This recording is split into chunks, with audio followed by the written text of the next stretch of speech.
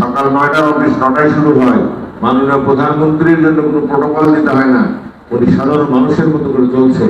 এই যে একটা পরিবর্তন তার মধ্যে আসছে, এটা আমাদের মধ্যে কতটুকু আসছে বা প্রশাসনের মধ্যে কতটুকু আসছে, এটা একটা ব্যাপার।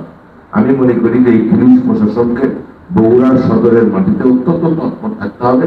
এটা আসছে আমার ইউনো মহোদয়কে আমি বিশেষভাবে অনুরোধ করব যে এই বগুড়া সদরের মাটিতে আপনি এতদিন দেখেছেন, এখন পর্যন্ত কোনো অন্যায়কারীর পক্ষে আমরা আপনার কাছে তদবির করেছি কিনা, বা পুলিশের ইতিহাসে কোথাও লেখা আছে কিনা যে আমরা অন্যায়কারী জুলুমকারীর পক্ষে আমরা কখনো কোনো তদবির করেছি কিনা?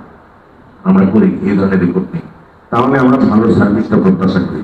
সেখানে এখানে যদি আজকে রেজলিউশন আকারে দেওয়ার দরকার হয়, সেটা আপনি রেজলিউশনে নিয়ে আসেন।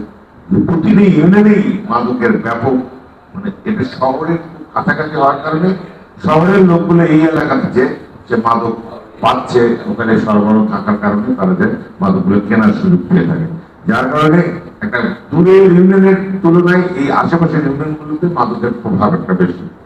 এটা আপনি ব্যবস্থা গ্রহণ করবেন। আর ছিনতাইয়ের কথা যেটা রাজাপুরের ভারপ্রাপ্ত চেয়ারম্যান বলেছে, এটা আমি জানি। এটা আমি জানি যে কিছু আমাদের লোকজন জড়িত হয়েছে। আমি কিন্তু ছাড় দেয়নি, আমি চেয়ারম্যানকে বলেছি সবার বিরুদ্ধে মামলা দাও, ওদের যদি সাহস থেকে আমাদের সামনে আসুন, তা আমাদের কোনো খাতির তাদের প্রতি কোনো মিনিমাম কোনো ছাড় থাকবে না। এটা আপনাকে আমি আশ্বস্ত করতে চাই। আপনি প্রয়োজনীয় পদক্ষেপ নিয়ে যারা দুষ্কৃতিকারী তাদের বিরুদ্ধে শক্ত হাতে ব্যবস্থা গ্রহণ করবেন, এই প্রত্যাশা রেখে, এবং আপনাদের আরো উপস্থিতির ব্যাপারে আপনারা আরো যত্নশীল হবেন। আমরা দেখেছি ভারপ্রাপ্ত চেয়ারম্যানরা সঠিক সময় এসেছেন, নির্বাচিত চেয়ারম্যানরা কিন্তু আপনারা সঠিক সময় আসতেন, এটা আপনারা ফেল করেছেন। আমি মনে করি এটা ঠিক নয়। পাশাপাশি আর সবচেয়ে বেশি ভালো লেগেছে আজকে ছিলেন মহোদয় সবার আগে উনি বলে 10টায় উঠে ঢুকেছেন আমাদের উপজেলা পরিষদে, তো এটা আরো ভালো ব্যাপার। সবকিছু মিলে আমরা আরো যত্নশীল হন। আবার টাইম দিয়ে বলেছেন যদি আমাদের আরো আধা ঘন্টা পরে গেলে ভালো হয়, আমরা আধা ঘন্টা পরে দেন। আমি এই মিটিং গুলোতে উপস্থিত থাকার চেষ্টা করবো আমার এমপি সাহেবের নির্দেশে। উনি বলছে আমি থাকি না, আমার পক্ষে থেকে থাকতে, তুমি তো থাকবে, আমার পক্ষেও এখানে দুটো কথা বলতে হবে। আমি প্রতি চেষ্টা করবো কোমরে থাকলে প্রতি মিটিংয়ে উনিও বলেছেন।